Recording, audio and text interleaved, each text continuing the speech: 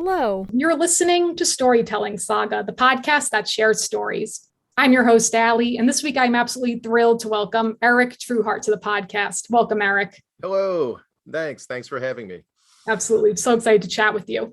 So I wanted to actually start by asking you if you had a definitive moment where you knew you wanted to pursue TV writing, or did you always love writing? I did not. No, I don't. I don't know if I had a definitive moment. I know that when I was a young person, much younger than I am today, maybe I'll be that young someday again. I was always into, not only was I into genre TV, like Star Trek and Space 1999, all the things, but we had a video camera. I liked making things, and I liked, making videos with my friends, most of which never quite saw completion. I used to make little stop motion animated things with an 8mm camera. And I think I just really wanted to make the stuff that made me happy. Like, I got so much joy from watching TV and movies that I wanted to make that stuff. And writing, so I moved to Los Angeles, and writing seemed to be my surest path into that, because I, probably wasn't industrious enough to become like a cinematographer, or was not brave enough to become a performer, and just decided, studied writing and thinking this will be the surest way in, and this will be easy. And it's not easy. It's not easy at all. It's a painful, it's not that bad, but it is work. And yeah, so that's how I got into it. There was no moment, there was no aha moment, like when I picked up the script to I don't know, Butch Cassidy and the Sundance Kid as a 5-year-old and read it. No, none of that happened at all. I will say this too. I mean, being as a kid growing up, these stories are not interesting at all now that I'm thinking about it. So I'm going to make something up. Okay. So when I was a kid, I got locked inside a movie theater for 28 straight days. And all that was on there was a copy of The Empire Strikes Back that for some reason was playing over and over and over again, despite the fact that technology did not exist. And no, I'm just going to tell the truth. There was a great book when I was a kid. It was The Making of Star Trek's The Trouble with Tribbles, and which was, when you're a kid, probably your favorite episode. And it was written by David Gerald, who'd written the episode. And I found that book absolutely fascinating, just inside look of how this stuff was made. And the fact I think that it came from the writer's point of view, even at the time, even I didn't really appreciate it, but it made me think that writers were really cool people. Again, big mistake on my part, but anyway.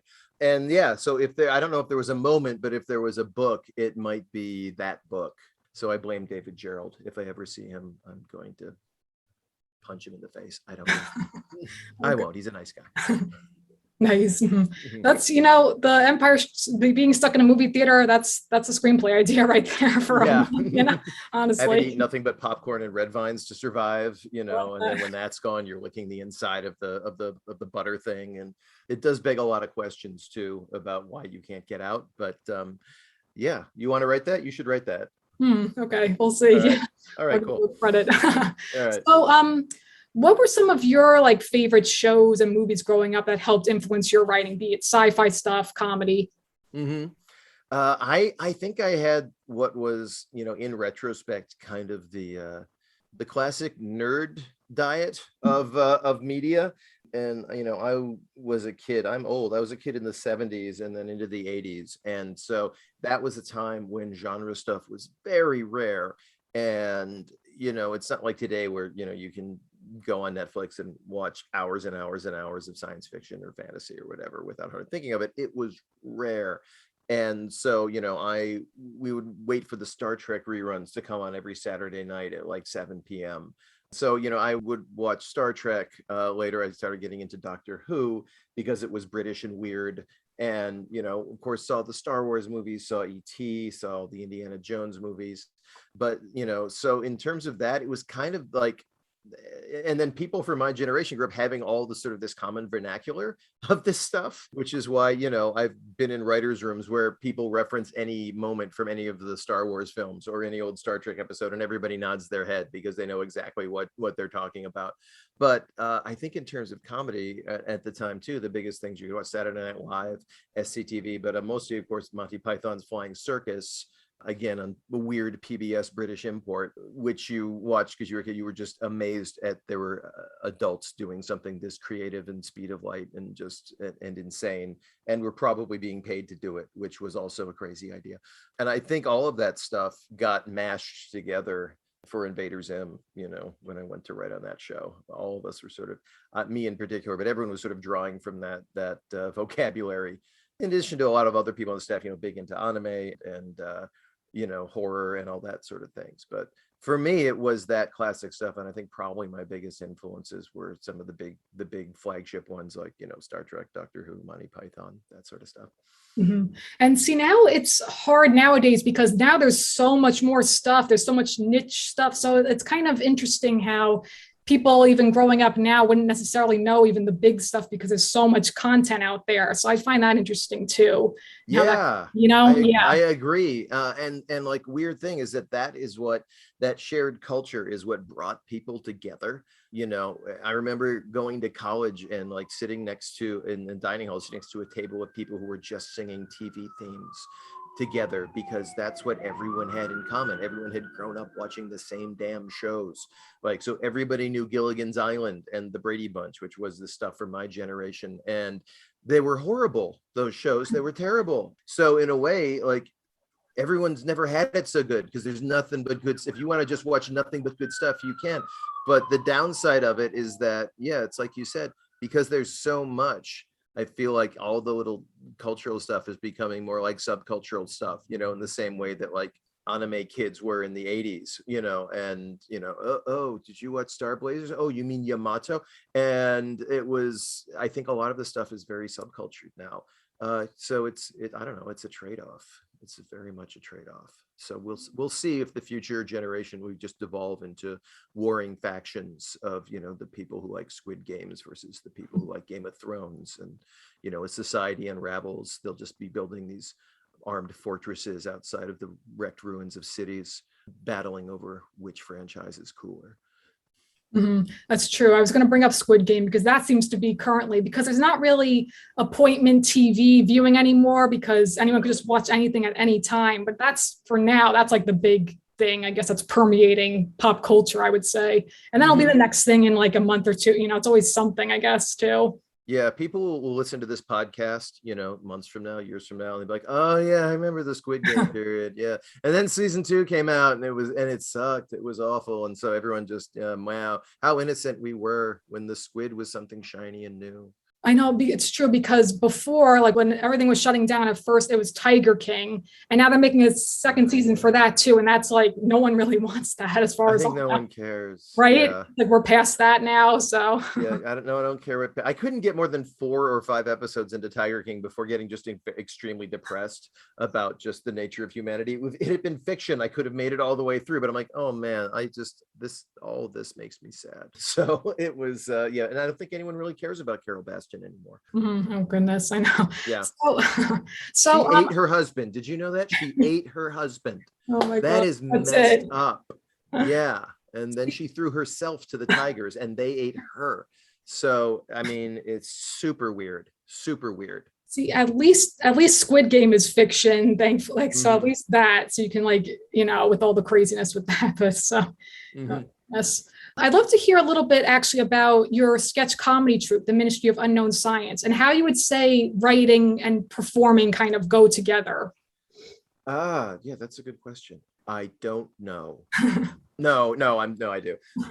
Yeah, so like so in the early 2000s, which was a lifetime ago now, a bunch of my friends got together and we'd all come from various sort of like amorphous writing and comedy backgrounds, nothing huge, like none of us have been big stars, but we had friends who were comedy writers and, we'd performed various things. Like when I'd first moved to Los Angeles in the 90s, I'd like, done some improv with the Groundlings and their classes, which everybody seemed to take in the 90s and, had been in a little group like that. And these are all a bunch of friends I've met through Burning Man in the 90s before it became, this cliched petri dish for douchebags. And it's not, it's still very cool if you know it. But and we had all moved, a bunch of us, not all of us, had moved into a warehouse in the Arts Loft compound. And, one of us had really motivated, our friend Tim Walker had decided he was really going to get on this. He'd been inspired by a friend of his, Ted Sullivan, who was directing comedy shows at the time. Now he's an established TV producer. But we decided we were going to do this, and we were going to do this in a warehouse, and we were going to try to take stuff to what we perceived at the time was the next level, which is we were doing a live stage show also with video bits. So you would walk off the stage and then walk onto the screen that was hanging above the stage with a video projector back before those were easy to come by. And we made this multimedia presentation comedy presentation based around just our sketch ideas and science and weirdness. We had a running through line going through it, a little bit like an episode of Mighty Boosh or now Auntie Donna's show. And again, like the voice man, this story is not very interesting. Could you get somebody on drugs? Could you set out something on fire? Could you blow something up? We did set some things on fire, just not in the warehouse. And it was great. It was like, we to this day have people come and say, oh, I went down to the warehouse to see one of your shows. It was awesome. And we did these shows, and hoping we could get picked up by someone, hoping we could, make a living doing it. And that just didn't pan out for reasons I won't go into because they're boring. But yeah, like the thing about writing and performing is that I think when you start out writing and, you're listening more to the voice in your own head on a script than you are really thinking about how this line is going to be said out loud. There's a reason that when you go and read a screenplay or you look at the subtitles that on a screenplay that the dialogue it often seems really overly simple. You're like, this is not very advanced writing, I think. But the truth is, that's, and number one, people talk far simpler than a New York Times article, than they read, than they write. And number two, an actor always carries the meaning of your words beyond just what you put on the page. And a good actor can read into it, and a good writer can write to that. And so how that all converges, I guess, is that, whenever I've written on animated shows, I always find what's funny. I try to find the funny lines. This is just where my brain goes, that I know are going to be funny in the mouth of that actor. That I know that if I like that, to go back to Zim, if you have Zim and Dib just screaming at each other across traffic, like in Mortos Der Solcio, just Zim, what? Zim, what? Because it's Andy Berman and it's Richard Horvitz, and how they do those characters, how that just in itself is going to be funny, whereas that wouldn't necessarily be, it's not inherently funny on the page, and it wouldn't necessarily be funny if you put it in the hands of somebody else. So it's, I think when it comes, and this is also can be hard when you're writing a spec screenplay or something like that, is sometimes it's hard to nail down the voice of a character when you're writing, because you don't know who that actor is yet, which is why a lot of times people say cast the part in your head and, put those lines in the mouth of an actor that you're thinking of. So I don't remember the question. I don't think it had anything to do with this. It might have been about my work in Cold Fusion in the early 2000s, which I am not allowed to talk about because that is classified. Oh, I see. So we'll get into Zim, of course. And I actually rewatched that episode, the Mortos is so, and Zim eats waffles, of course. So we'll get into that. But first, though, in terms of your TV career in general, I'm curious to know how you kind of actually broke into the industry and went about getting your agent. I have to say, so I went to USC Film School for Screenwriting, which you do not have to do to learn how to write cartoons. However, it gave me a foundation of learning just sort of the language of screenwriting and things like that. I was lucky because of some connections I made in school. I ended up getting a manager, individual manager. It wasn't a big firm, and she got me an agent, and so it was all just connections I had made in school. As it turns out, she wasn't a particularly good manager. She encouraged me to fire my agent at the exactly wrong time, and things just didn't go so well. So that's how I did it. And the first job I was put up for, the first animation job I was put up for was Invader ZIM. They had written a South Park spec, which was the thing to do back then. Back then, you're breaking in, you were encouraged to write a spec episode of a show that was already on the air, because they wanted to see, allegedly producers wanted to see you could write for other people's characters and do something interesting with them. And these days it's exactly the opposite. They're like, no, please write an original pilot because we want to see your vision and your voice, and we assume that you're smart enough to write other people's characters. And also head writer is going to do and showrunner will do a final pass anyway. So yeah. And this is, by the way, something that a lot of people who like when they're learning about the screenwriting business have a tough time wrapping their head around, because they're like, so wait a minute, you write something, yeah, put a lot of time into it, yeah, like gnashing of teeth and biting nails and tearing of hair out to get it right, yeah, and then it never gets made, and you're like, well, yeah, it never gets made. Why would you do that? And it's like, we don't know, because we're masochists, I guess, or because we live in eternal hope that someday something good will happen. Yeah. So, and also it's like, this is the entertainment business. 90% of everything never happens, and most things don't get made. And the reason things are good at all is because you have all of these legions of people writing things that probably cutting their teeth on the fact of things that don't get made, but they're working hard and making it happen. So that's my story, is that I made some, which is not helpful to anyone else. I made some connections in film school. Yeah, Jonan liked my South Park spec and so he called me in to pitch ideas, and I pitched ideas, and it's actually all in my book, the medium-sized book of Zim scripts, volume 1, Pigs and Waffles by Eric Trueheart, available at BookBaby and Amazon. But if somebody else wants advice, like how to do that, if you're not going to film school, you're not going to make connections, the biggest thing I would say is, one route is to enter competitions, enter contests, enter them more than once, because this is something that always plays into their choosing stuff. If you've entered a thing 4 times, and they're going to give you way more consideration than if it's your first, the first time they're seeing your name, even if you've been screenwriting for 20 years. Also, now the studios have a lot of fellowship programs where new people can submit their work and get an internship working in either an animation or a studio. Again, enter those multiple times, because you almost never get in on the first round, and they just want to see that you're committed.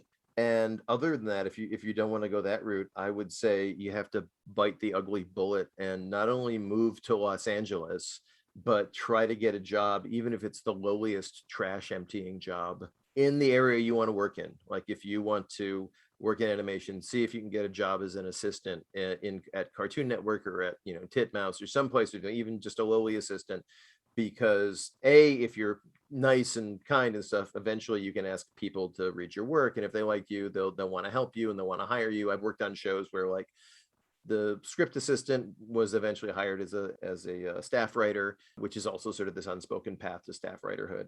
And I also know people who, like, I know this one woman who's now working on Marvel shows and other things, Marvel animated shows. She started Nickelodeon in the post-production department, in like the videotape department, and over year after year would write stuff and ask people to read her work and stuff like that. And the fact that she was up to her neck in the people doing this work, and she was nice and she was cool and she was a good writer. I mean, you could see her work evolve over the years, but she's now like thriving in this business, and she was super committed. And it's just because she started in a place where she was surrounded by people doing it.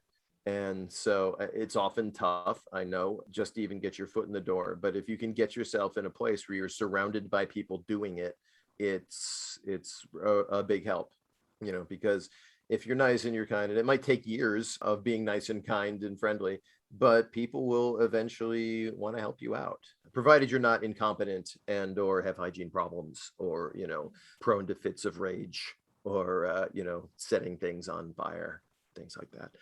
That's all really sound advice. I mean, more or less, when I've taken so many classes over the years, and like one of my teachers has always said, number 1 rule, don't be an asshole. That's it. Because anyone could be someone that can help you out. But oh yeah, that should be second nature. But I guess it's something we need to be reminded of. Don't be an asshole. Yeah, don't be an asshole. Right. Everyone you're working with probably has their own, if you're their own things they're worrying about. I think it was like, what was it, I think it was Roseanne Barr, back during one of her many ups and downs years ago, said, yeah, you want to know why you should be nice to people on the way up? Because you meet the same people on the way down. And it's different for breaking in, but it's like, yeah, the guy who was an assistant over on Zim, he's gone on to become a big deal executive at I don't know if he's still at Nickelodeon now or if he went somewhere else, but people advance, be nice, don't be a dick. definitely. So Speaking of let's get which, our into show, yeah. let's get into Invader Zim, of course. So, as you know, I absolutely love your book. So it's fantastic for any Zim fan. I can't praise it enough, honestly, but also for me as a TV writer, still trying to break into the industry and everything. I mean, you said in the beginning that you just want something to write at convention, like sign at conventions, but what inspired you to write this? Just kind of you want to get the scripts out there or reminisce about it or a little of everything? A little of everything. I don't know. I have problems. I don't know why I wrote this. Why do we do anything creative that only we are in charge of? You know, I understand why you write a screenplay because you want to get it made into a movie. But like, I don't know why I did this. It was the fact there were a couple of Zim conventions and I came there and I would print out the scripts to tell Sal and people, oh, I'll sign this copy of Your Goes Crazy and stuff. And I don't know why. Maybe I was just lazy. I was like, yeah, if I had one book, I could just sell that. And then I would have the one thing to sign, and then I could charge more for it than a script, but I could then sign it and it'd be super easy. But as I just thought about this idea and it percolated in the back of my head, just more and more things to say started coming up. So I was like, you know what, if I'm not just going to do a book of scripts, I'll actually, give the story behind them. And I kept doing that. I just sort of kept doing that. And eventually once I got in the middle, I was like, well, I'm telling everyone I'm doing this, so I can't stop now. It would make me a huge asshole. So I'm just going to finish it.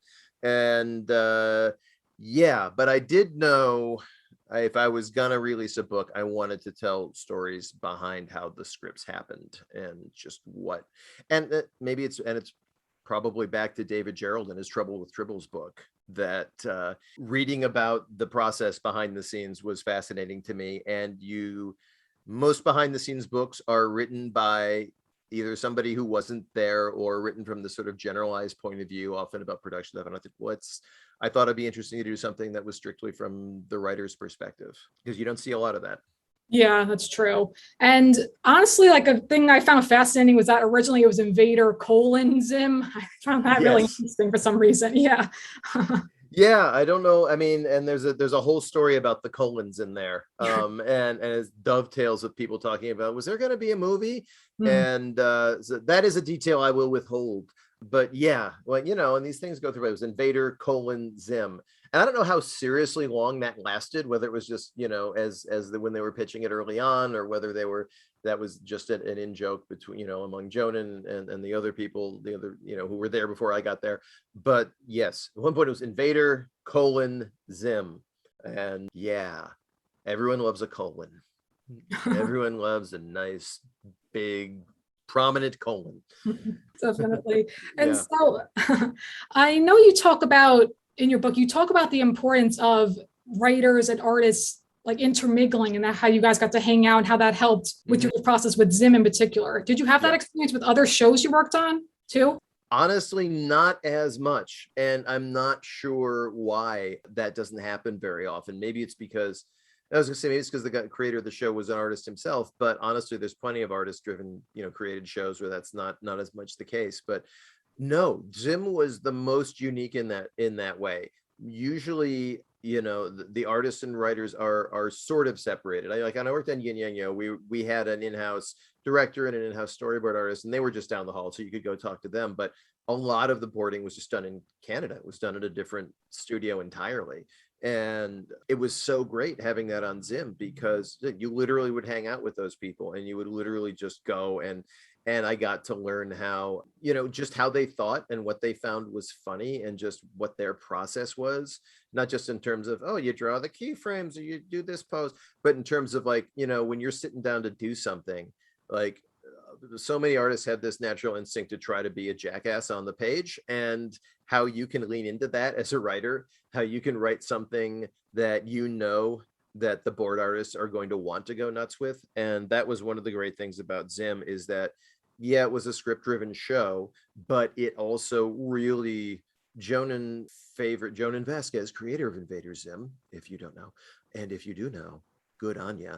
He was encouraged jokes at every stage of the process. He was a guy who was never really happy until, except he was throwing gags into things. And so, we'd write the scripts, he'd add jokes in his pass of the drafts. We'd record them. They would improv stuff in the booth that was funny. You'd give that to the storyboard artist. He would encourage them to add visual jokes all the time. You know, I mean, if you've seen the Florpus movie, for example, there's the moment where Clembrain walks out of the kitchen and just misses the door and just smashes through the door going halfway. And that's total. I mean, I can guarantee you that wasn't in the script. I didn't write that script, but I can guarantee you that's something that they found in, you know, while boarding it. I was just like, oh, Clem, what do you do? What if he doesn't, you know, what if he misses the door? So I think it's super important for artists and writers on animated shows to like hang out, to be in. And for some reason they sequester them. They don't want them talking to each other. And I know that like for some degrees, like there's can be an adversarial relation between artists and writers because the way the process works, you know, a lot of the people giving the artist notes, you know, a lot of times is somebody from the writer's office, and they probably resent, you know, a writer telling them what their job is. But on Zim, it was much different, you know. It was, I think, a constant collaboration, if not necessarily an overt collaboration of let's have the writers and the artists sit down for a meeting, but more like the fact that when you're hanging out together and you're all playing the same video games in the lounge, and you know, if you're both there at like 11 at night and just wander into the other person's office, you really get to know what makes them laugh. And you know, if you're making them laugh, they're gonna make more laughs on the page. So I think it was essential. I think it was great. There's so many things that I wrote. I probably couldn't list them or point, but I'm like, oh, I know Chris or Ian is really going to think this is funny, or I know they're going to go nuts with this little bit. You know, I wrote in Walk for Your Lives, which is not covered in the book, but there's the whole Rube Goldberg scene in the park with the dog with meat that ends up, you know, sipping over Zim, which I wrote is like 2 paragraphs on the page, but I knew whatever board artist got it was going to have a field day with it. See, that's what's so great, how collaboration enhances creativity. So that's really unfortunate that that's not the case for all shows, but that's cool about with Sim, of course. Yeah. Yeah.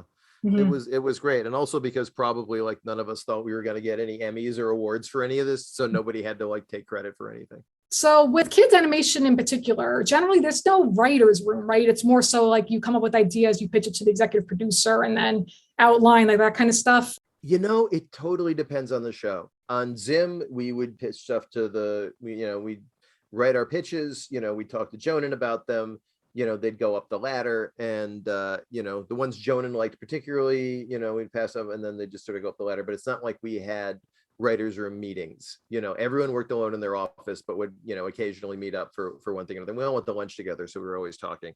You know, in fact, when, you know, Frank Conniff, who is from Mystery Science Theater and is also like a TV writer, worked on a lot of sitcoms, and a stand-up comic, came in. They brought him in to be head writer for a while because they felt, oh, the show needs a head writer, which it didn't. But he tried to have, you know, we had actual writers meetings, you know, for a while, but we kind of realized that, you know, wasn't necessarily necessary. But yeah, so it really depends on the show. And like when I worked on Yin Yang Yo for Disney, there were only about, you know, 3 or 4 writers total. So and that's the thing I will say is a commonality among kids shows is often that the writer's staff is significantly smaller than on like a network show or a live action show. Like The Simpsons or Family Guy has like over a dozen writers, you know, and they will have 2 writers' rooms going at once, one in which they're all pitching gags to punch up, you know, the script that's 2 slots back, and the other which they're breaking a story for the script that's 3 slots back. But most kids shows have a much smaller writing staff. And I've been on shows where they have had writers meetings and like everyone goes in and like writers rooms, and but yeah, you're right. I mean, it is a rarer phenomenon on kid shows than it is on live action shows, where it is absolutely just built into the process. What's interesting too. Yeah. And I do like how you talk, like you address the whole thing about network notes and how like it's their job to give notes, but then it's kind of a matter of like you got to decipher these and figure out what they really want, whether you're addressing like conflict, the stakes and all that kind of stuff, clarity, all that stuff. So would you say you've gotten like better at addressing network notes, or is it always just kind of its own thing each and every time? You know, I've gotten better over the years. And that's from working with a lot of good people who are also have gotten better over the years from experience of how do you deal with the network. And that's the thing, as I mentioned in the book, that none of us had experience dealing with a network.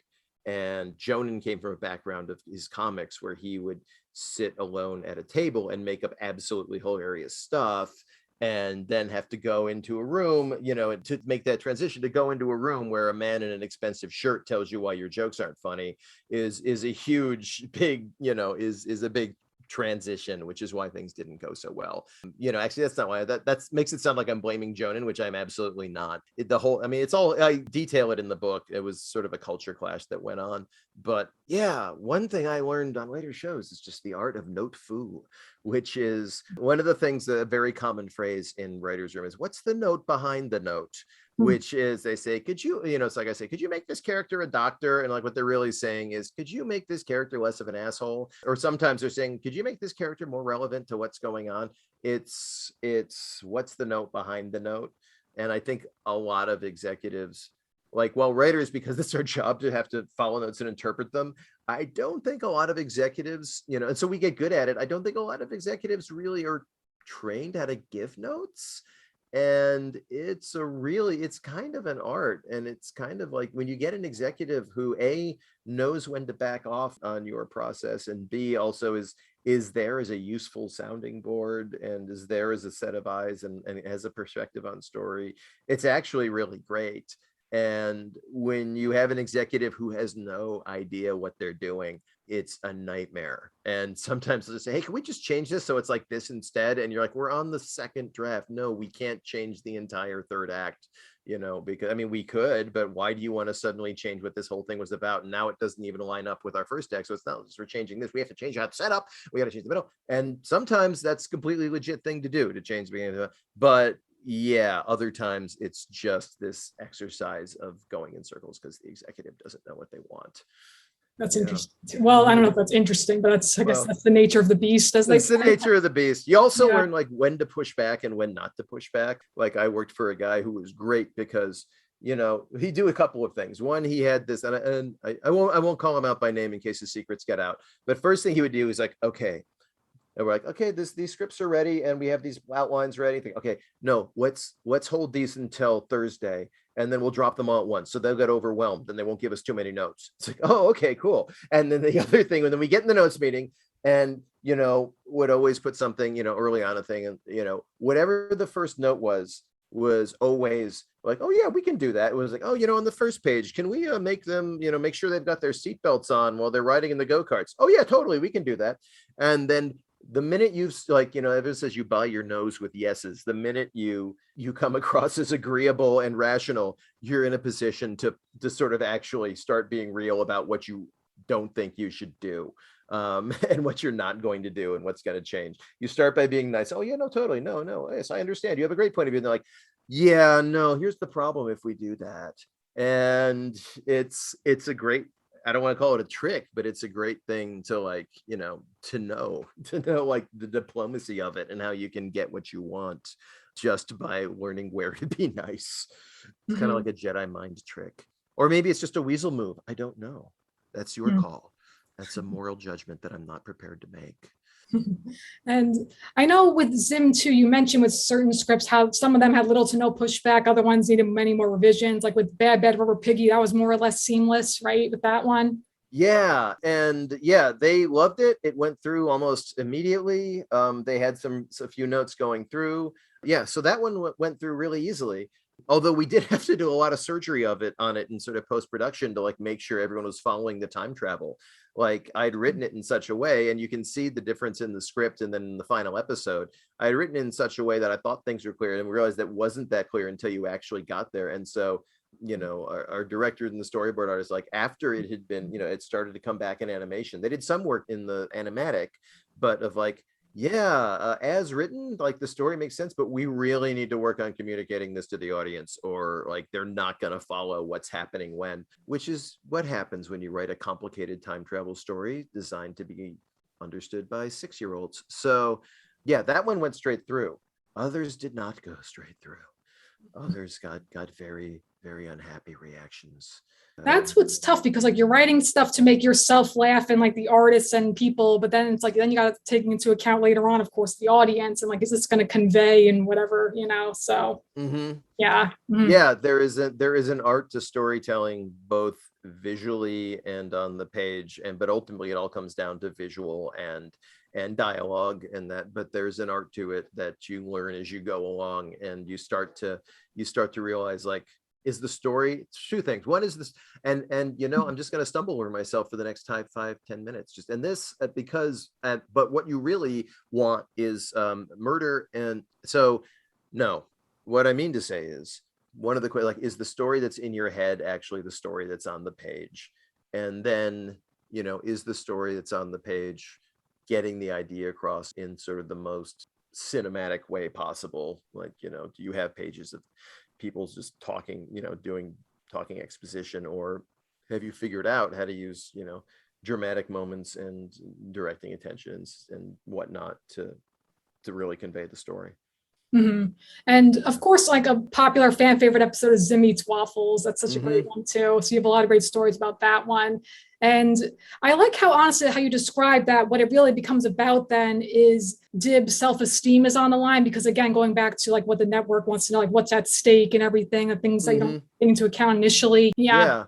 Well, what's at stake is like, and I'm hoping this doesn't become just a screenwriting 101 podcast, but I guess that's what this is. What's at stake when you're writing is really important. Like this is one of the things in drama that, I think there's a lot of sort of rules in drama that when you're first sort of, and comedy is drama, it's telling a story for performers that will be viewed by an audience. It's not designed to go from, the author's head to words on a page to the reader's head. Where you can, in words on a page, just, you're telling something entirely through just text, and you can go out of order, and you can use very long descriptive words, and you can, get inside the character's head, which you can't do in something external. But there's really like fundamental facts that like you didn't know were there as just growing up as a viewer, but like a really important things to think about when you're writing, and to know the concepts and how they work. Or like, number one, you won't be able to sit in a room with other writers and talk about that sort of stuff if you're going to TV. And also, like, you won't know how to, ask yourself the right questions to see if the story you want to tell is working. And yes, stakes is actually a big thing. What are the stakes for the characters? And, we would come up with ideas. That's the thing about how I would do things. Like, wouldn't it be cool if we did an episode that was just had as much sort of single shots of animation as we can? It was as boring as possible. And like, like Zim's just eating waffles, which in the book you can hear the genesis of that idea and how it was inspired by hanging out with storyboard artists. I think it was John Fountain, and who I think at that point was a character designer, and Chris Graham and Ian Graham and Sean Murray and those people. But that idea of, wouldn't it be cool if just Zim eats waffles for 11 minutes is not a story.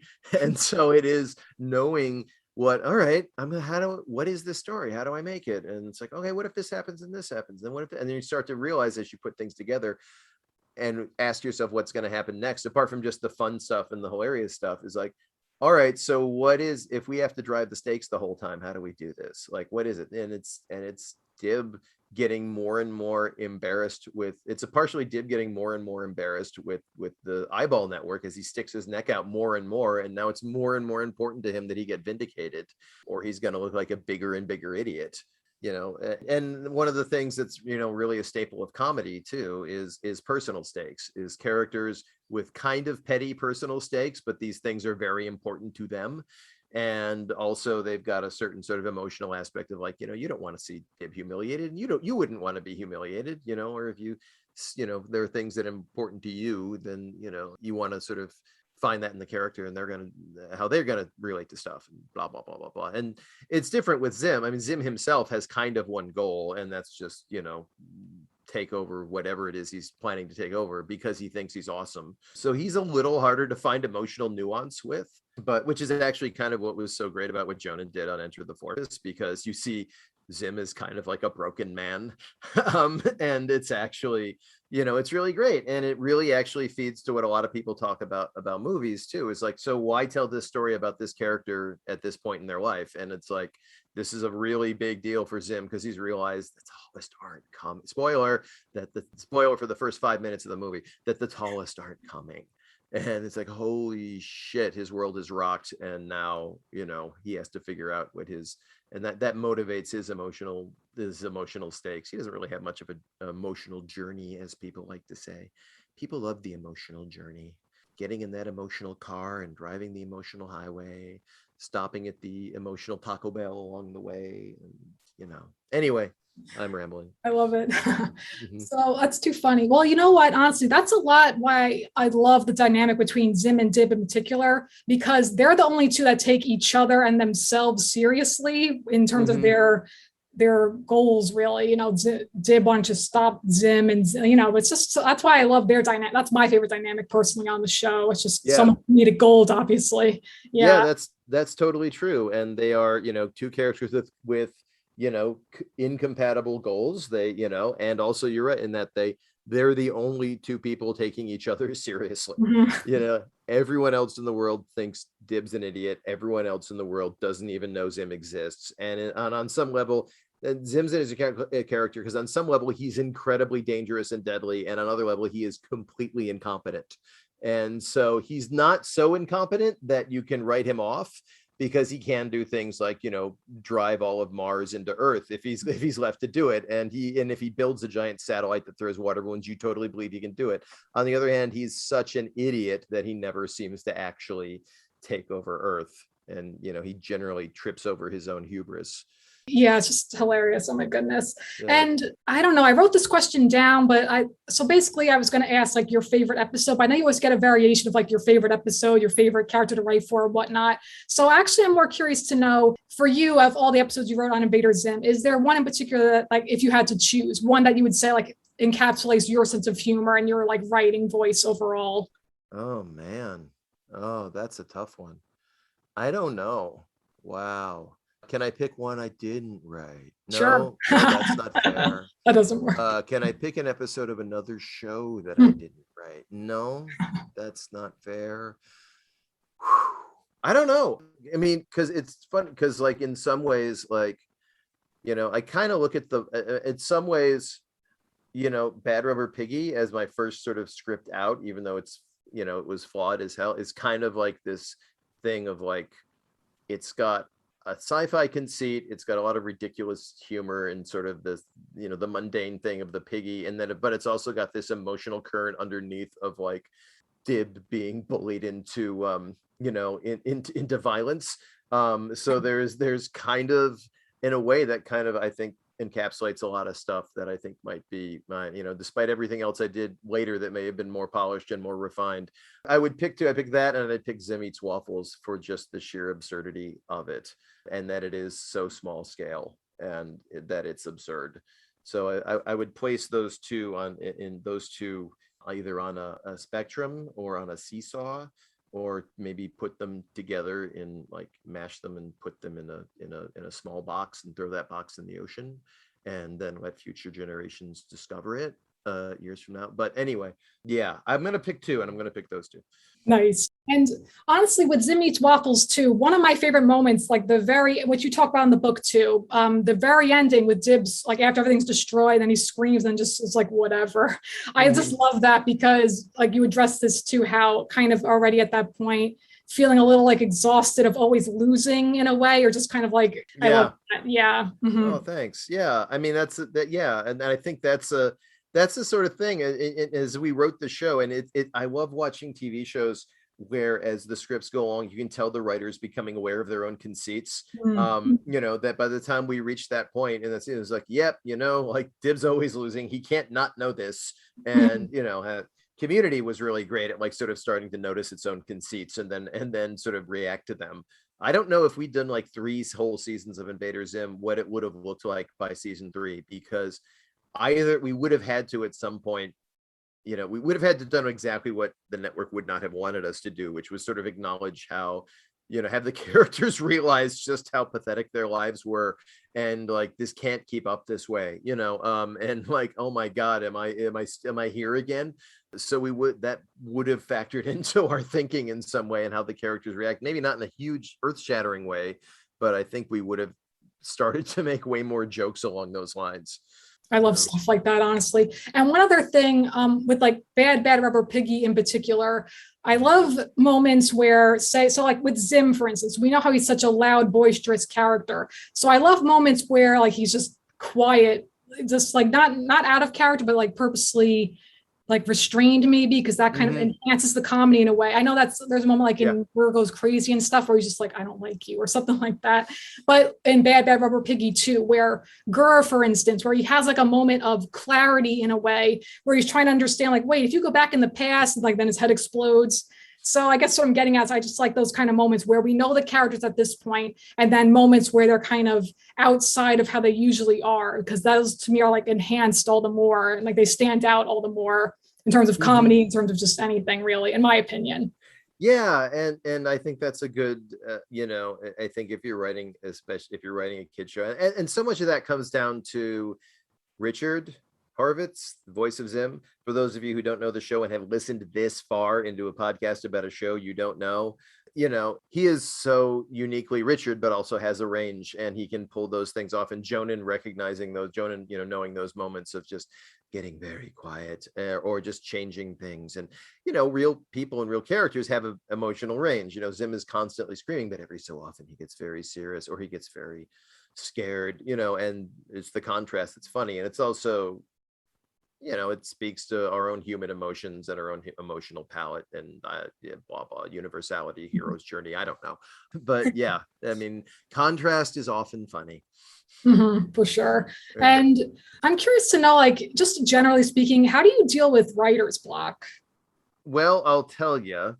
First of all, I mean, letting things fester inside you and getting inspired to do things is really great. And I know Jonan works a lot, he has whole scenes come to him and he wants to build things around him. So, and like this book was something that festered slowly inside me until I had to write it. And I began to think about little sections I would do and how it was going to go and whether I'd have little asides and, which I do and all that sort of stuff. And the fact that I'd be basically looking in on the life of a cartoon writer. And so that is great. Like having inspiration and getting those things is great. But also the other side of dealing with writer's block is kind of technique, is kind of just writing, is knowing what sort of things you need to be doing and writing them, even if you're not inspired. And even if you're at your moment as a writer, you will spend so often writing pages that you think are terrible. You will be like, as a working writer, you will be like, oh my God, this scene is so not working. And my technique, I know other people are different, but I always write a terrible draft first, and so if I know like, oh, this is terrible, I'll write it anyway, and then come back to it the next day or the day after and look at it like, oh, I can see why this is terrible. Oh, here, let me just fix this. Or, and, I think there's, I have two quotes that were, when I'm on assignment, I work for, I always keep in the back of my head. One is from a guy named Frank Danielle, who helped found like AFI, and he helped found like the Columbia Film School. He was this immigrant from Europe. I forget what he was, from Czechoslovakia, but he went on to be huge inspiration in like film education in the US. And he used to say, inspiration comes from a signed contract and a deadline, which is, when you have to get it done, you have to get it done. And the other is from a quote from a painter whose name I don't remember, but it was, inspiration is for amateurs. The rest of us just show up and get to work. And if you have writer's block, first of all, there are techniques like, sit down with a paper and just do free writing. Just write, with either on the keyboard or with a pen, just for, 10 straight minutes without taking your thing up. It doesn't have to make sense. Doesn't have to do anything. Just blah, blah, blah, write ideas. And then, put it away. But you've sort of like gotten yourself moving. And another thing to do is like, I don't know what happens next in the script. Well, sit down and make yourself write 100 ideas for what could happen. And start with something terrible. Like, oh, aliens come in and punch him in the face. He opens a hot dog stand. He confesses to his mother that he's never loved her. And out of those 100, let's face it, you only need one to go forward. So these are like sort of classic. This is classic working writer bullshit that we do, which is like, shit, this isn't done. I mean, that's the thing. Like, as writers, sometimes people go with the idea that you're expected to be inspired all the time. And, and everything you write has to be complete 100% inspiration and brilliant when you write it down. Artists do sketches all the time. They learn by sketching, and they do drawings that aren't finished, and they go back and they refine them, especially in animation where you do like the pencil drawing, you go back and you do the, technically, the inking over it later or whatever. Like, artists do this all the time. but we're writers because we deal in words and ideas and concepts, and words and ideas and concepts have to be presented as full sentences, we think, in order for people to get them across. We often can lead to sort of a creative paralysis. So yeah, there's techniques for getting over that stuff. You can also drink yourself into a stupor. I don't recommend that. That's never worked for me. Or you could, I guess, take a lot of cocaine. That was really big in the 80s and into the 90s, as you can see evidence by many of the films. I don't recommend that. I've never done that. So I don't know. Maybe I've never done that. So maybe I should do that and then I can recommend it. But at the moment, I have no access to cocaine, nor will I be seeking access to it to write anything. This is for all law enforcement officers listening, and it's also the truth. So what was the question? I we lose track. It's all good. Okay. Oh, it was writer's block. That's yeah. Basically, honestly, what I've learned too is each step of the process helps you with the next step. So first the premise, then the outline, not to again, we're doing a lot of creative writing 101, but I like it anyway. So it's all good. I know also you talk about then, despite ZIM, the series, and of course, when it was canceled, sadly, and all of that, but then later with the comics too. And you talk a little bit about like the distinction of, you didn't write in necessarily like a typical comic format, but still like in a teleplay way with the script, which I found interesting too, actually. Yeah. And I know you talk about how with comics, you could be more verbose, really, and more dialogue heavy. Would you say that kind of changed storylines at all, or was just still kind of approaching it as, well, like the characters and everything? I think that didn't change. I was probably more verbose than I should be, because there's plenty of comics that are not verbose at all, where the storytelling is very economical word-wise, but we weren't doing that. I don't think it changed how we approached it, because we were still writing it as in screenplay format to more or less the same length. I mean, it did change the fact that we didn't have to like brutally cut down scripts to get them to fit as much. We only had to semi-brutally cut down scripts to get them to fit. I think what it did do is doing the comics gave us space to experiment more in like the kinds of stories, and also like stuff more jokes in, because we sort of did have more space. Like the final issue that we did, the Dookie Loop horror, that was Jonan and myself, which is bad grammar. Jonan would leave space where he would just put tons of jokes in there, jokes between Zim and Dib, stuff that if you were trying to cut it down to time, you would have to be sort of more draconian about getting them out there. So it was really great to but the story just sort of breathe and be this vehicle for jokes. But, also we did I think we did more experimental stuff that in the comic that we wouldn't have been able to done, because, it wasn't costing $250,000 to produce, produce one.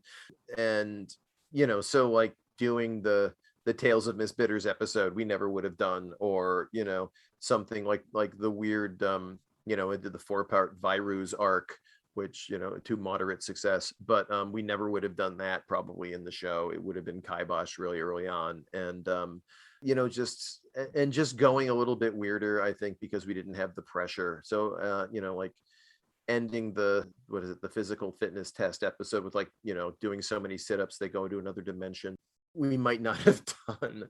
So I think it was less the format. In terms of format, I mean, there's more room for jokes and more room to tell a little bit of expanded story. Like I think the Pants script, at reading it now, I think in order to make it work as on TV, we would have had to make it 2 parts. And by the way, for those just listening, don't know what I'm talking about, I'm referring to the lost episode Pants, which was later turned into a comic book. But the whole story of how the episode got killed is in the book. As well as the script to the comic strip. But yeah, I don't know. I think it didn't change. I think it just made us more experimental and more willing to do weird stuff and having a little bit more breathing room. I did actually want to ask you about the last issue of the comic that you wrote with Jonan. Did you guys like approach it as this may be the final ZIM thing, or did you just approach it as just another ZIM story? I would say Jonan spearheaded that one. I wrote it, quote, with him, but in this case we were sort of passing pages back and forth, but it was the story was all his. And I think he did approach it as a way of a logical point of, if this was the last ZIM story, it would be a place to end. If this was the last official ZIM thing ever, this could be a place where it ends, while still, without giving anything away, leaving it in a place where, if it does pick up again, you have a completely built-in way out of it. It ends in a place that if this is how it ends, this is how it ends. But based on the whole premise and how it does end. When this premise is solved, you could pick the series up again, or a comic strip series, or or a movie or whatever, and you have a complete way out of it. So I mean, what's canon and what isn't in Zim between the comics and the show is always a little bit weird anyway.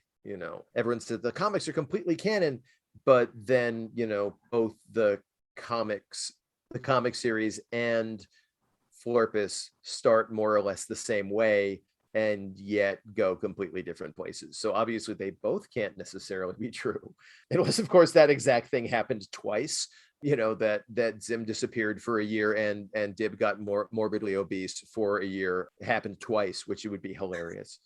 I actually at some point came up with an in comic universe theory of how both of those things could be true. And I don't know if it would be so niche and so nerdy for me to share it, but for all the Zim fans out there who are fanatical enough to have read the comics and seen the series and know that like both the comic series and Enter the Florpus start the same way but go someplace different. So how can that be compatible? And then how can all those comic stories fit into the Zim universe? My theory is that in the Star Donkey episode, when all of reality gets reset, I think it gets reset to a point before the first comic. So that did happen, but then reality gets reset, and then now you can have Florpus happen, and it's almost like, who knows? It works. Yeah. I like that theory. I really like that. That's too funny. Yeah. That happened twice. Yeah. I do want to touch on, of course, Invader ZIM Enter the Florpus. And I know you were a script consultant, so you helped kind of with revising a little bit, right? What happened was, that was really, Jonan's baby in so many ways. And every so often, he asked me, okay, so read the script. We've got these two different drafts. What do you think? We're trying to reconcile X, Y, and Z. We need to cut, X number of minutes out of it. What do you think?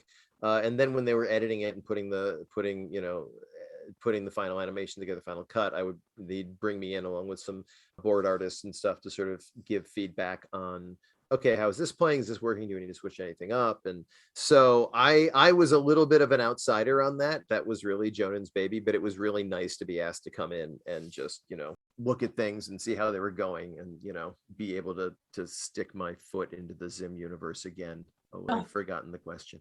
No, it's just like basically your role on it. But yeah, like, did you pitch any jokes or no? I pitched a few jokes in the, I pitched a few jokes actually in the, I think during sort of the animatic phase, or when some of the scenes were done.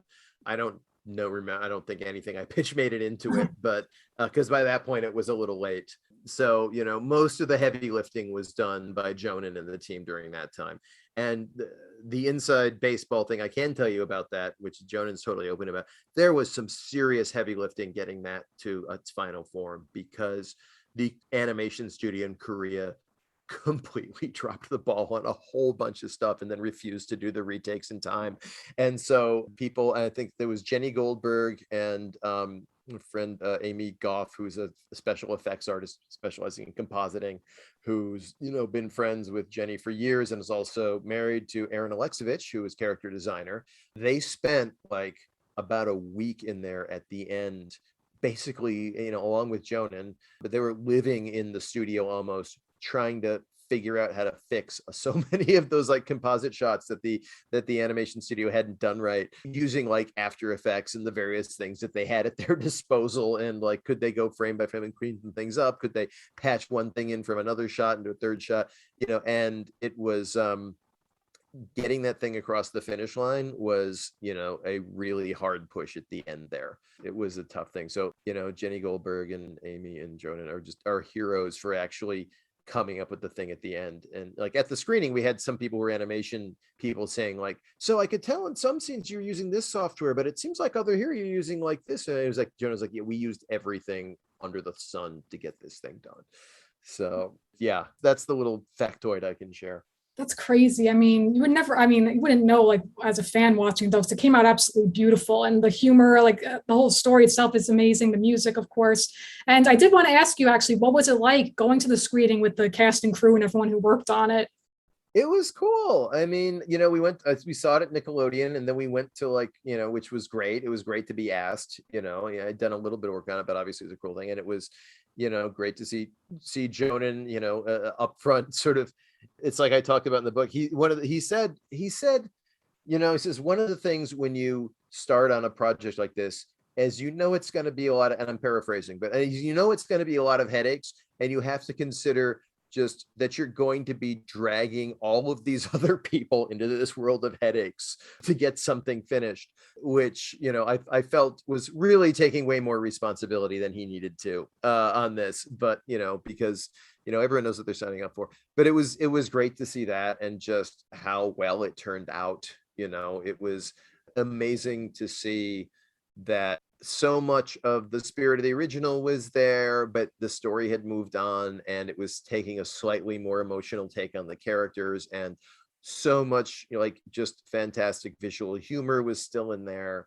And it was, and it did feel like, if the series ends here, it kind of does. If this is a launching point for more movies or whatever, this is also great.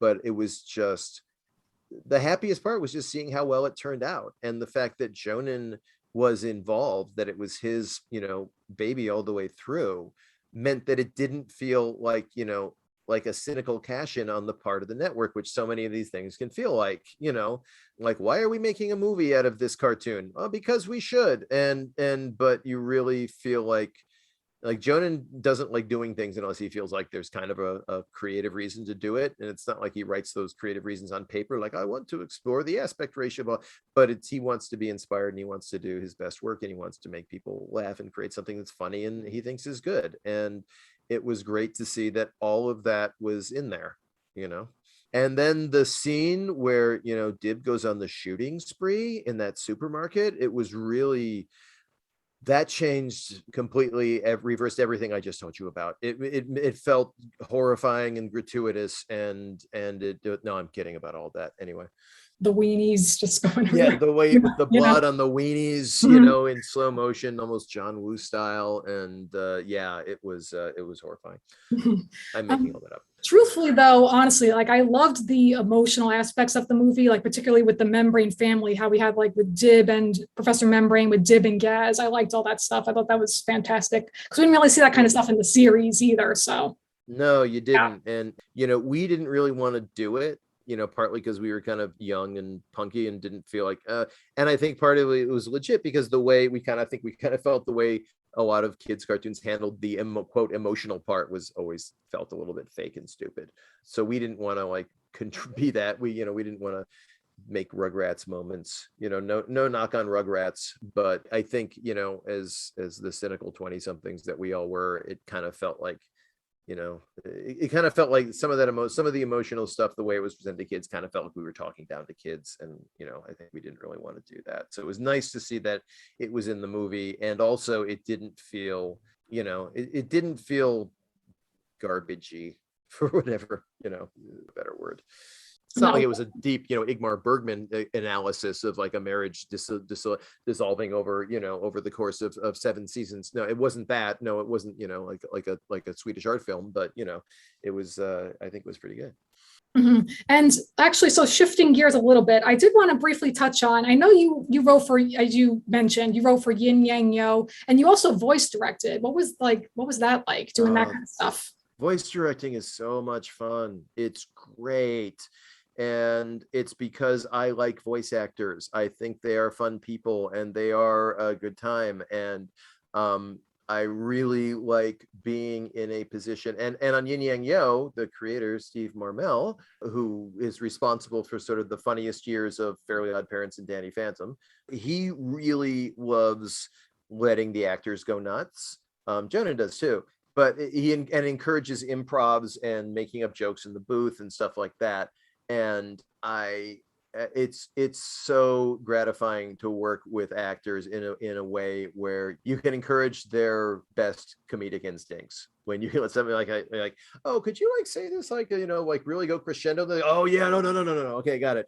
We're like, oh, tell you what, give me another. Actually, you can just do an improv take. If you got any jokes, throw them in on this take. And just letting people go nuts. And it's like I said early on in this, when I said, like, knowing what the actors are going to be like, it makes it easier to write stuff for them.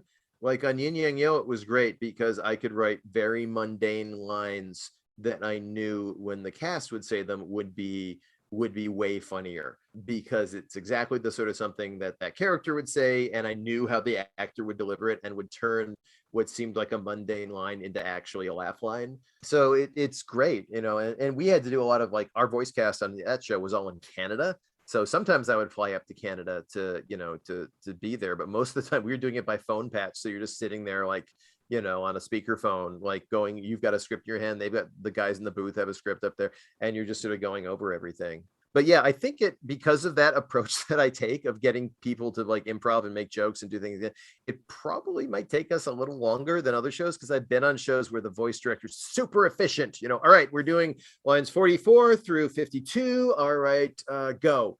And they go, all right, Jeff, did you do that line 33 again? Just a little angrier. Okay, all right, let's just do another take.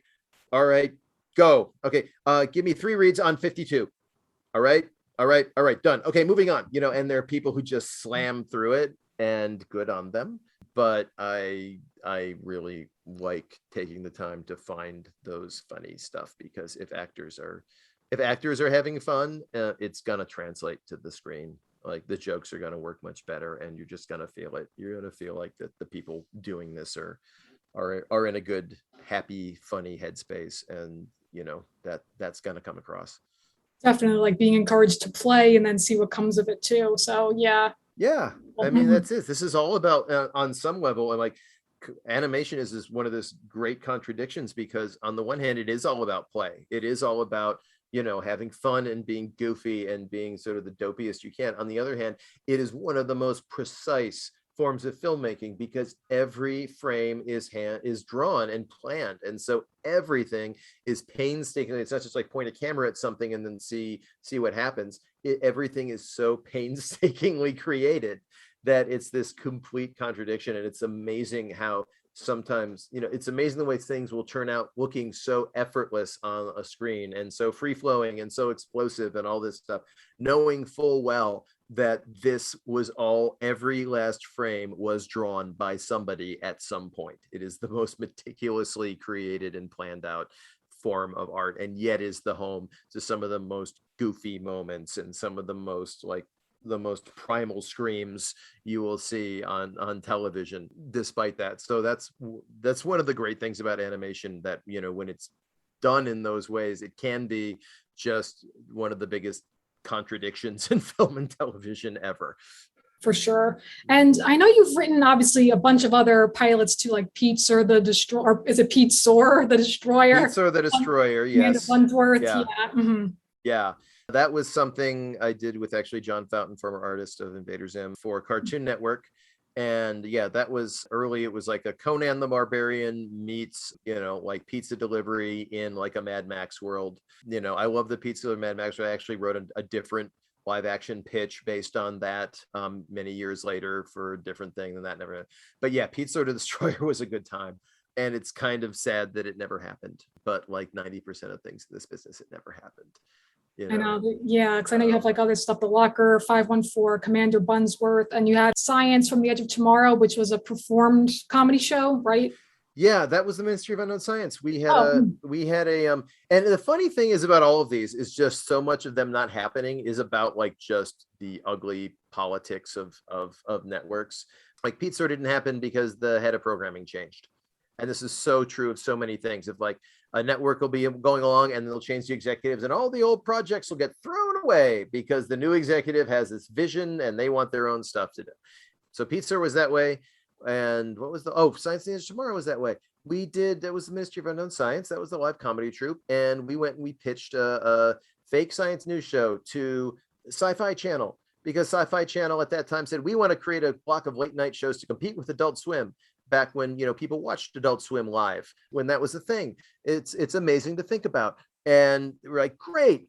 And so we pitched this fake science news show. Great. What do you think? Great. So we wrote the little pilot script. It's gonna be 11-minute pilot, showing like a sketch comedy, blah, blah, blah.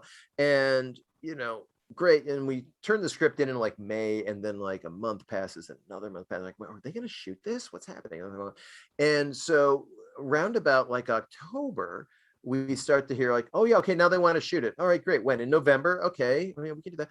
And we discovered that during this time, that they were developing a block of programming to compete with Sci-Fi Channel. I mean, with Adult Swim, they had developed nothing except another fake science news show that was pitched by like Ryan Seacrest's production company, which we knew, oh, well, we're not going to compete against that guy. And we were like, the only reason they were having us shoot it is because they needed to get it off their books before the year was out. And so we shot it. We did a good job and we liked it and it turned out funny, but we knew that it was never going to happen because like they had, and this, by the way, it was the story. I forget the name of the guy who was running programming back then at Sci-Fi Channel. Sci-Fi Channel never got anything across the finish line in terms of production. They never had any new shows. There was that period where nothing happened, and they were famous for it in the television business. Like, oh, don't pitch anything to Sci-Fi Channel. I mean, yeah, they'll pay you for the, but it'll go into a black hole and it will never see production. And like the only new show they had for all there was that when they rebooted Battlestar Galactica, and that only happened because they partnered with Sky One, and Sky One, you know, that satellite service in the UK, and they weren't going to blow all their money and like lose it. So that was the only reason that even went into production. They were so notorious for just being this place that just couldn't get anything, you know, made. Some networks go through periods like that or did back then. I doubt they still do today because the competition is so fierce. But yeah, hey, fun facts about the TV industry. And again, the 90% of everything doesn't happen. Yeah, all this other factors. It's like really crazy. But again, I guess it's like timing and whatever, all this other stuff that, yeah, you just want to make stuff. That's it. But and it's just out of your hands. I mean, there's so much that is just out of your hands, you know, and there's nothing you can do about it. And even like the most successful people, like even J.J. Abrams, I don't even know if he counts as successful anymore, but you know, his company is constantly selling pitches to network and probably shooting pilots or even like producing animated pilots, stuff like that don't go anywhere. And he's every so, you know, occasionally, you know, one of the 300-pound gorillas in the business, you know, like Steven Spielberg for a while there, even stuff he wouldn't get made. And that's just the nature of how this business works. If you're going into this business, get comfortable with disappointment, I guess. Oh God. Well, yeah. True. But at least then there's a trade-off too, say with self-publishing or say with, you know, doing like your own independent work too. Then it's like, well, then you kind of have to do like the legworks, you know, of like building your brands and everything. Yeah. I mean, you do. And that's, you know, and that's just sort of the nature of it. And if you're lucky, you know, you reach a point where people pay you to write your pilot, but you're still going to write your own spec stuff all the time anyway. And I know a lot of working writers just in between seasons, they will write a brand new spec pilot, you know, which even if it doesn't sell anywhere is at least a, you know, a calling card for the next job. And so much of this business as a writer is about just sort of exercising your craft just for the sake of doing it. It's almost like a Zen monk exercise, you know, except, you know, your other writer friends who read it will appreciate the work you're doing. And, you know, nothing's for nothing, you know, but it's an interesting sort of phenomenon, the way the business works. And you can understand why a lot of screenwriters decide they want to go in and like write novels or write comics, because, you know, comics get made, you know, novels can get published. It costs several $1 million to make a TV show. And that's why there's so few things, you know, why the percentage of things that get made is much smaller than the percentage of things that don't, because it's not just a work of literature. It is a multi-million-dollar operation to make anything happen. Definitely. Yeah, it's still a business at the end of the day. But yeah, I do want to touch a little bit on your podcasts too. I know you've done the Army of Drunks podcast, and you've done also with Ricky Simon's Dungeons and Dragons podcast. Yeah. Yeah. The Army of Drunks is something I did a while ago, when we every so often release an episode. And it's basically, first of all, some of those things are old, and I'm worried now about, I may have said horrible things during some of them because I was drunk. So if you go back, and I've made some horrible jokes at the expense of somebody that you love or know, you know, please, I apologize. But yeah, that was a show I did with some friends. The idea was sort of around during that age of television, the 60s and 70s, where clearly some of the people on talk shows had tied a few on before they went on stage. The Army of Drunks was sort of partly trying to recapture that magic, and partly just exploration of cocktail culture in general, and the history of these cocktails that everybody takes for granted who we do drink. You know, you've known about whatever, the Moscow Mule for years, did you know that actually it was a marketing ploy between a vodka company and a guy who made copper mugs? You probably didn't. So yeah, that was a lot of fun. And we still make those. And recently, Ricky Simons, the voice of Gurr from Invader Zim and an artist and writer in his own right, we started a Dungeons and Dragons podcast called One Man Murder Maze, which we haven't started the new season yet because Ricky is finishing his novel, but we've done 2 seasons now. And as opposed to a podcast where there are 6 players or 5 or 4 and 1 dungeon master, there is 1 dungeon master and 1 player, and that's it. And so all of those very long periods of the party discussing amongst each other where they're going and what to do next, and asking all these detailed informations about what the path that goes east looks like and compared to the path that goes west. And do those goblins look like they're very hungry or just a little hungry? Gone. It's all gone. None of that. It's just me and Ricky. And so Ricky says, "What do you do?" And I say, as my character, "Yes, I'm going to beat my head against that wall until it moves." And so it's a good time. And me and Ricky have a good time. Did I mention we had a good time? And the universe Ricky created is really actually pretty outstanding. It's a little bit Terry Pratchett-esque, Terry Pratchett-ish. Ricky has this amazing sense of the surreal, and it's been reflected in the world. And yeah, so for example, there's a magic item called the Wand of Too Many Pigs, which if you wave it, it will create 1d10. No, maybe it's just 10 full pigs within a space. These pigs are all green and wearing wizard hats. They all have 1 hit point apiece. And if you attack them, they will pop like soap bubbles. In order to recharge the wand, it must eat a bushel of grain. So it's something like that. And he's got very detailed races and worlds and stuff like that. So if you are a fan of world building, Ricky has done an amazing job, and you should check this podcast out. And if you're a fan of just 2 idiots trying to be funny while they play Dungeons and Dragons, and I will say often succeeding, this is also a good podcast to check out. One Man Murder Maze. That's really cool. And of course, Ricky had a lot of great contributions, again, to plug your book. So that's really cool. So he has great contributions to your Invader ZIM. Yes, he did some art for it. I think I talked to him about a couple of things, and his pictures are all over it. And yeah, and Ricky and I were in the middle of writing the last, we were in the middle of writing a screenplay, an episode together when the show was canceled. So Ricky and I's sort of last moment on the show was us putting aside the script forever. So there you go. Oh God. Well, maybe someday it'll like come in its own, who knows? Who knows? Something could happen with it. Maybe I don't know, maybe we'll do a hand-drawn comic on a wall somewhere in a disused building that you have to know the location of, and that's the only way you'll ever see it. I don't know. Maybe we'll do that. There you go, too. So, Eric, it's been an absolute pleasure chatting with you. I usually end these interviews. Yes, definitely. I usually end these interviews by asking advice, but you kind of touched on that too with advice for TV writers. But in any case, just please let everyone know where they can find you on social media, what you're currently working on, anything else you'd like to promote. All right, here's what I'm going to promote. So first of all, I think I'm on Twitter, which I think is at Eric Trueheart. I'm not on there as much as it used to be. I'm sort of withdrawn a little bit from social media just because, I don't know, it's tiring. And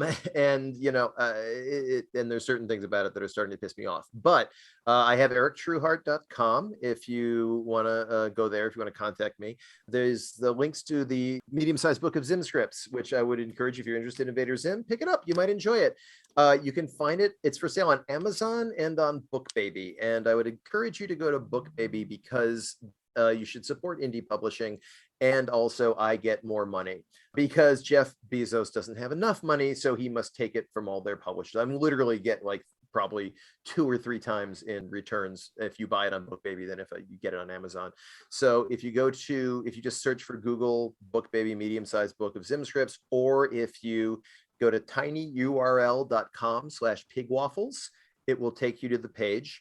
And I'll tell you right now, I don't know how much longer this coupon is going to be good for because I have to check. But if you enter code More Waffles, that's MOREWAFFLES, at checkout, you will get 20% off your order from BookBaby. So that's More Waffles, code More Waffles gets you 20% off. So you can feel, you're not losing money by not going to Amazon, and you get to give Bezos and his penis rocket the finger. So, you can do that. And also, I want to talk to something completely unrelated for all you people. I have, as a side to the entertainment business, I with my wife, who is hails from the music industry. She had her own punk band in the 2000s when I was in the comedy troupe. We've started a booze company. We've started a beverage company, and we have a canned bourbon and cola cocktail with a Space Yeti theme. There is a Space Yeti on the package, and the art is made by a rock and roll poster artist, and it's called Grizzly's Cosmic Black, which is GRISLY''S Cosmic Black. Right now, it is available. You can get it shipped to your home if you want, if you're 21 or over. It's available in some stores in California, and it is a gourmet cola that we think is awesome. This was created by my love and her love of booze and cocktails. And yeah, if you go to blackyetibeverage.com, because our Cosmic Black site is still under thing, it'll give you a link where you can buy it online from a little retailer that will ship it anywhere in the country. The shipping's a little expensive, but there's some coupons sometimes, and we encourage you to go and try it. And if you don't like it, I will pay you back. As I say to everyone, I'll buy you a sandwich. But if you do like it, buy it again. It is and I'm not a salesman. I hate pushing my own stuff, but I think we worked really hard on getting the flavor of this cola, because canned cocktails are really big now for good reason, but I feel a lot of them don't really try very hard, and ours does. We do. So Grizzly's Cosmic Black, search for Grizzlies. Grizzly is in like bloody, and we think you'll like it. I have to push this, even though this is a Zim animation writing a screenplay podcast. So I hope you're okay with me jumping formats here, but we really like what we've created here, and we think you'll like the art, and we think you'll like the drink. Fantastic. And, or as Gil would say, a sandwich. So yes, back to that. There you go. Yep. And with that is going to conclude this week's episode of Storytelling Saga. Be sure to visit storytellingsaga.com for all places to listen and where to follow on social media. And as always, feel free to send me any questions, comments, or writing prompts by sending me an email at storytellingsaga@gmail.com. Next episode, I will be discussing how to craft compelling characters. Until then, thank you for listening, and remember, write what you love.